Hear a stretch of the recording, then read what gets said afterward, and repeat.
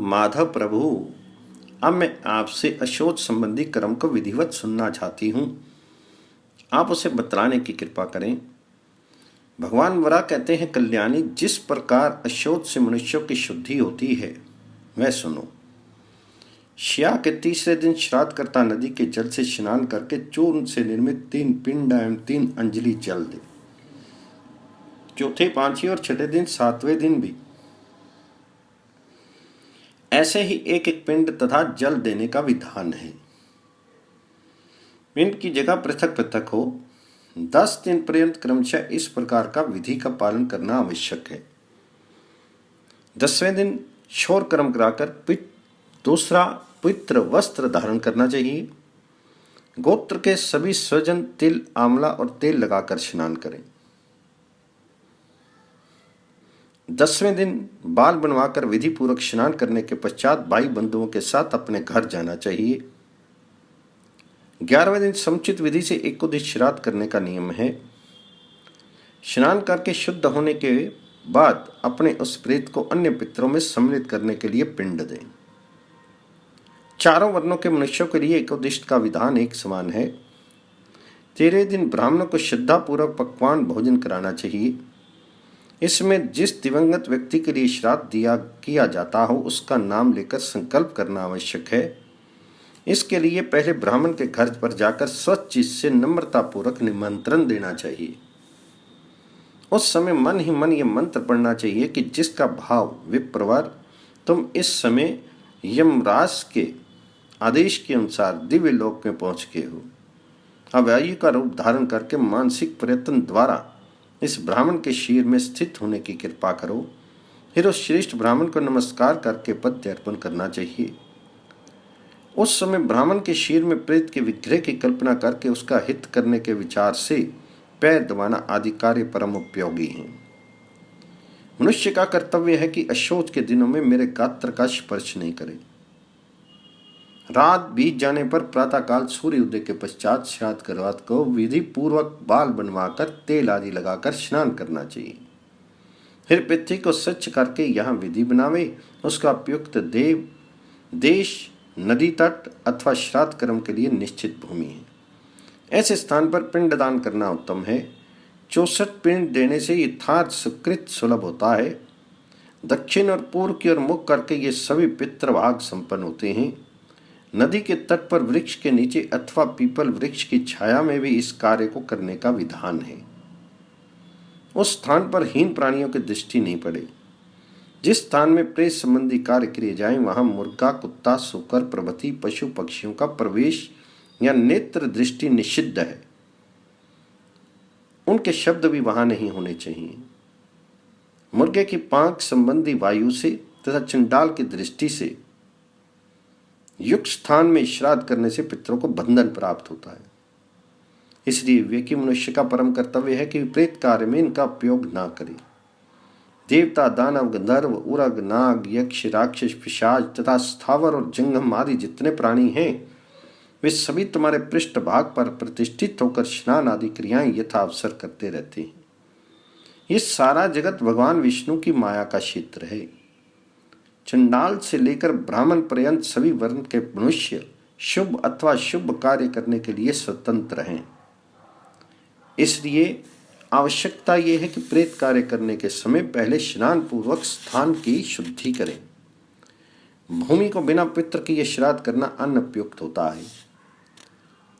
जगत तुम पर आधारित है और तुम स्वभावतः शुद्ध हो, पर अपवित्र कार्यों के द्वारा तुम्हें दूषित बना दिया जाता है। इसलिए कभी बिना पितृ के स्थान पर श्राद्ध नहीं करना चाहिए, क्योंकि उसे देवता और पितर स्वीकार नहीं करते। यहाँ तक कि उस उच्छिष्ट स्थान के प्रभाव से उन्हें घोर नरक में गिरना पड़ता है। अतः स्थान की शुद्धि के ही प्रेत को पिंड देना चाहिए। माधवी नाम और गोत्र के साथ संकल्प करके पिंड अर्पण करने की विधि है। ये सभी कार्य पूरा हो जाने पर अपने गोत्र एवं कुल संबंधी सभी सज्जन एक साथ बैठकर भोजन करें। चारों वर्णों के लिए प्रेत निमित्त कार्यों में यही नियम है। इस प्रकार पिंडदान करने से प्रेत लोक में गए हुए प्राणी पूर्णतः तृप्त हो जाते हैं। जो पिंड मनुष्य पिंडदान नहीं करता, किंतु वह शोचग्रस्त व्यक्तियों के भोजन में सम्मिलित रहता है, उसकी भी शुद्धि आवश्यक है। वह किसी नदी पर जाकर वस्त्र सहित उसमें स्नान करे। यदि वे वहां जाने में असमर्थ हो तो मानसिक तीर्थ यात्रा करके मंत्र मार्जन पूर्वक जल के छींटे दे। उस समय पूर्ण स्वस्थ पुरुष को चाहिए कि ब्राह्मण के लिए अर्घ्य एवं पाद्य अर्पण करे। सर्वप्रथम मंत्र पढ़कर विधि पूर्वक आसन देने का नियम है। आसन के मंत्र का भाव इस प्रकार है कि द्विजवर आपकी सेवा में ये आसन प्रस्तुत है, आप इस पर विश्राम करें। विप्रवर, साथ ही परम प्रसन्न होकर मुझे कृतार्थ करना आपकी कृपा पर ही निर्भर है। जब ब्राह्मण आसन पर बैठ जाए तब संकल्प पूर्वक छाते का दान करना चाहिए। आकाश में बहुत से देवता, गंधर्व, यक्ष, राक्षस एवं सिद्धों का समुदाय तथा पितरों का समाज उपस्थित रहता है, जो अत्यंत तेजस्वी होते हैं। अतः उनसे तथा आतप वर्षादि से बचने के लिए छत्र धारण करना आवश्यक है। वसुंधरे, प्रेत का हित हो इस विचार से भी छत्रदान अनिवार्य है। पहले प्रसन्नता पूर्वक प्रेत भाग देना चाहिए। प्रेत किसी आवरण के नीचे रहे, इसलिए भी उसके निमित्त ब्राह्मण को छत्रदान करना परम उपयोगी है। देवता, दानव, सिद्ध, गंधर्व तथा मांस भक्षी राक्षस आकाश में रहकर नीचे देखते रहते हैं। उन सब की दृष्टि पड़ने पर प्रेत विशेष लज्जा का अनुभव करता है। जब प्रेत लज्जित हो जाता है तो उसे देखकर असुर एवं राक्षस उसका उपहास करते हैं। इसलिए बहुत पहले से ही भगवान आदित्य ने इसके निवारण के निमित्त छत्र की व्यवस्था कर रखी है। देवी, पूर्व काल की बात है, एक बार अनेक देवता एवं ऋषि प्रेतलोक में पहुंचे, पर वहां उन पर अग्नि, पत्थर, जलते हुए जल तथा भस्म की दिन रात वर्षा होने लगी। उसी उपद्रव को शांत करने के लिए भगवान आदित्य को छत्र की व्यवस्था करनी पड़ी थी। अतः प्रेत कर्म में ब्राह्मण को छत्रदान अवश्य करना चाहिए। इसके पश्चात जूता दान करने का भी विधान है। इसे धारण करने से पैरों को आराम पहुंचता है। इसके दान करने से जो फल प्राप्त होता है वो भी बताता हूँ। यमराज की पुरी में जाते समय उपानय दान करने से प्रेत के पैर नहीं तपते। यम मार्ग अत्यंत अंधकार से व्याप्त, महान, कठिन एवं देखने में भयावह है। उस मार्ग से यम के लोक में प्राणी अकेले ही जाता है। वहां यमराज के दूत पीछे पीछे दंड लेकर शासन करने में सदा तत्पर रहते हैं। दिन रात दूत की चेष्टा प्रेत को यमपुरी में ले जाने के लिए बनी रहती है। अतः पैर सुखपूर्वक काम करते रहें, इस निमित्त ब्राह्मण को उपानय का दान करना अत्यंत आवश्यक है।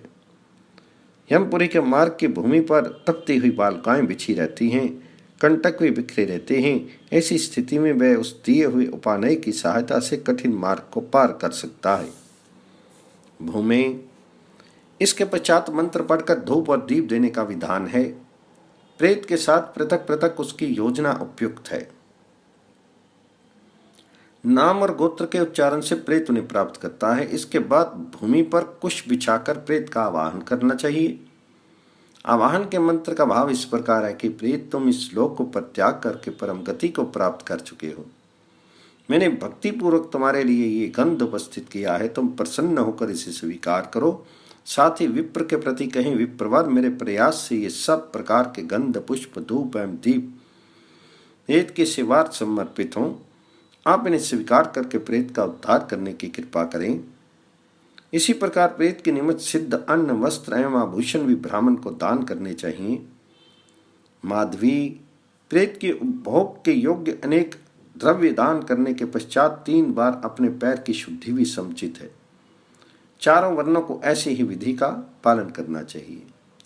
ग्रहिता ब्राह्मण भी मंत्र का उच्चारण करके ही दातव्य वस्तु ग्रहण करे। प्रेत श्राद्ध में भोजन करने वाले ब्राह्मण को ज्ञानी एवं शुद्ध स्वरूप होना अनिवार्य है। सर्वप्रथम प्रेत के लिए अन्न देना चाहिए। उस समय एक दूसरे का स्पर्श होना निषिद्ध है। उन सभी व्यंजनों की कल्पना प्रेत के निमित्त ही हो, ऐसा नियम है। प्रेत के लिए पिंडदान करते समय देवता और ब्राह्मण भी भाग पाने के अधिकारी हैं। बुद्धिमान पुरुष को इस बात पर सदा ध्यान रखना चाहिए कि ऐसे अवसरों पर मानवोचित व्यवहार भी बना रहे। विधि के साथ मंत्र पढ़कर पितृतीर्थ से पिंड अर्पण करना चाहिए। इस प्रकार के कार्य प्रेतों और ब्राह्मणों के लिए स्वल्पांतर के समय से होना उचित है। प्रेत कार्य से निवृत्त होकर हाथ पैर धोना तथा विधिवत आचमन करना चाहिए। फिर मंत्र पूर्वक भक्षण करने के योग्य सिद्ध अन्न हाथ में उठाए। जो ब्राह्मण पेट कार्य में सदा से भोजन करता हो, अपनी जाति बंधु एवं गात्रों में जो भोजन का अधिकारी हो तथा जिसके लिए जैसा उचित हो उसको समुचित रूप से वैसा ही भाग देना चाहिए। ब्राह्मण को जब कुछ दिया जा रहा हो उस समय किसी को मना नहीं करना चाहिए। यदि कोई दूसरा दान करता हो और कोई दूसरा उसे रोकता है तो गुरु की हत्या जैसे बुरे फल का भागी होता है। यही नहीं, ऐसे व्यक्ति के दिए हुए पदार्थ को देवता, अग्नि और पितर भी ग्रहण नहीं करते और प्रेत को भी प्रसन्नता नहीं प्राप्त होती। अतः मनुष्य को ऐसा कार्य करना चाहिए जिससे दान धर्म का लोप नहीं हो सके। जाति वाले तथा संबंधियों के बीच प्रसन्न मन से जो ब्राह्मण को विशेष रूप से प्रेत भाग भोजन के लिए प्रदान करता है उसकी अचल प्रतिष्ठा होती है। केवल देखने मात्र से कोई तृप्त नहीं होता। इस प्रकार प्रेत की भावना करके भोजन आदि पदार्थ अर्पण करने के प्रभाव से प्राणी यथाशीघ्र पाप से मुक्त हो जाता है। शांति के लिए जल से विधिवत स्नान करके सिर झुकाकर प्रणाम करना चाहिए। तत्पश्चात पितरों के लिए दान देने के स्थान पर आ जाएं। देवी, तुम्हारी भक्ति में निष्ठा रखते हुए मानव को इन मंत्रों को पढ़कर स्तुति करने की विधि है। मंत्र का भाव इस प्रकार है। वसुधे, आप जगत की माता हैं तथा मेदिनी, उर्वी, महाशैल, शिलाधारा आदि नामों से विभूषित हैं। आप जगत की जननी तथा उसे आश्रय प्रदान करने वाली हैं। जगत आप पर आधारित है। आपको मेरा निरंतर नमस्कार है। सुंदरी, इस विधि से जब भक्त पिंड दान करता है तो उसे महान पुण्य प्राप्त होता है। फिर प्रेत के नाम और गोत्र का उच्चारण करके तिलोदक देना चाहिए। साथ ही दोनों घुटनों को जमीन पर टेक कर श्रेष्ठ ब्राह्मणों को नमस्कार करें। मंत्र पूर्वक अपने हाथ से ब्राह्मण का हाथ पकड़कर उठाएं और उन्हें शैया पर बिठाकर अंजन आदि वस्तुओं को अर्पित करें। कुछ क्षण तक वहां विश्राम करके श्राद्ध स्थान पर आ जाएं और गौ की पूंछ पकड़कर ब्राह्मण के हाथ में उसका दान करना चाहिए। गूलर की लकड़ी से बने हुए पात्र में काला तिल और जल लेकर तिजातिगण, सौरभेय, सर्वहिता इन मंत्रों का उच्चारण करें। मंत्र से जब जल की शुद्धि हो जाती है तो उसके उपयोग से संपूर्ण पाप नष्ट हो जाते हैं। उसके बाद प्रेत का विसर्जन करके ब्राह्मण को दान देना उचित है। अंत में अपसव्य रूप से काक बलि देनी चाहिए। इसके बाद प्रेत के लिए बने हुए पदार्थ से चींटी आदि प्राणियों के लिए भी सम्यक प्रकार से बलि देकर तर्पण की विधि है। माधवी, सब लोग भोजन कर लें। इसके बाद अनाथों और गरीबों को भी संतुष्ट करना चाहिए। इससे वे यमपुरी में जाकर मृत प्राणी की सहायता करते हैं। अनाथों को दिया हुआ संपूर्ण अन्न अक्षय हो जाता है। अतः प्रेत का संस्कार अवश्य करना चाहिए। इस प्रकार चारों वर्णों के लिए निमि प्रभृति आदर्श ऋषियों तथा संभव आदि मनुओं ने सब प्रकार से शुद्ध होने के नियम प्रदर्शित किए हैं। अतः इससे पुरुष शुद्ध हो जाता है, इसमें कोई संदेह नहीं है। प्रेत संबंधी कार्य में धर्म पूर्वक संकल्प करने की विशेष आवश्यकता है। आत्रेय ने भी कहा था, पुत्र, तुमने जो प्रेत कर्म किए हैं और इसके विषय में भय का अनुभव करते हो, ये कार्य अनुचित है। ये प्रसंग मैं नारद के सामने विस्तार से व्यक्त कर चुका हूँ। पुत्र, तुम्हारे लिए मैं एक यज्ञ की प्रतिष्ठा कर देता हूँ। आज से लेकर ये यज्ञ अखिल जगत में पितृ यज्ञ के नाम से प्रसिद्ध होगा। अब तुम जा सकते हो। शोक करना तुम्हारे लिए शोभनीय है। ब्रह्मा, विष्णु और शिव के लोक में रहने का तुम्हें सुअवसर मिलेगा, इसमें कोई संशय नहीं है। इस प्रकार पितृ संबंधी कर्म का वर्णन करके आत्रेय मुनि ने निमि को आश्वासन दिया। अतएव तीसरे, सातवें, नवें, 11वें मासों में सांवत्सरिक क्रिया का नियम चल पड़ा। इन मासों में पिंडदान की विधि बन गई है। प्रेत का ये कार्य पूरे 1 वर्ष में पूर्ण होता है।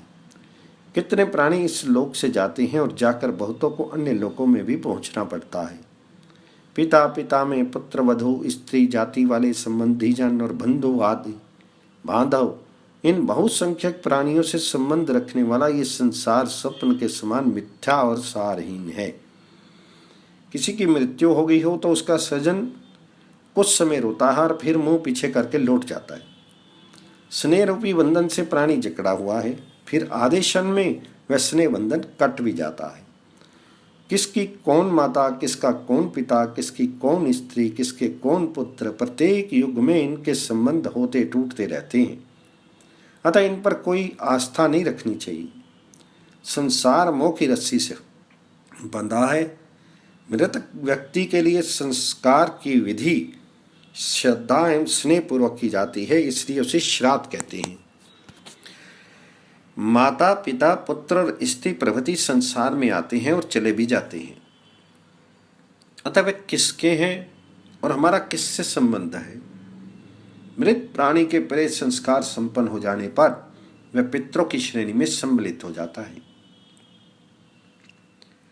फिर प्रत्येक मास की अमावस्या तिथि के दिन उसके लिए तर्पण करना चाहिए।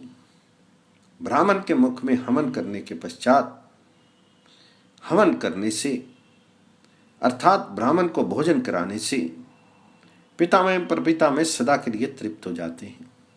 पितृयज्ञ के प्रतिनिधि आत्रेय मुनि ने इस प्रकार की निश्चयात्मक बात बताकर कुछ समय तक भगवान श्री हरि का ध्यान किया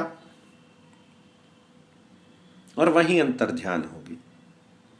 नारद जी कहते हैं, मुनि, हमने आत्रेय के लिए जो संस्कार संबंधी बात बताई है और तुमने उसका श्रवण भी किया है, वे प्रायः चारों वर्णों से संबंध रखता है, अतः उसे विधि पूर्वक करना चाहिए।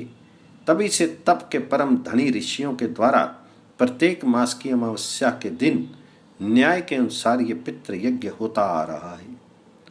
निमि द्वारा निर्दिष्ट ये यज्ञ जातियों को मंत्र सहित और शूद्र वर्ग को बिना मंत्र पढ़े करना चाहिए। ये विधि है, तब से इसका नाम नेमि श्राद्ध पड़ गया है और द्विजाति वर्ण के प्राणी सदा इसे करते आ रहे हैं। महाभाग, तुम मुनि गुणों में परम प्रतिष्ठित हो, तुम्हारा कल्याण हो। अब मैं जाना चाहता हूँ। माधवी इस प्रकार नारद मुनि अमरावती के लिए प्रस्थान करके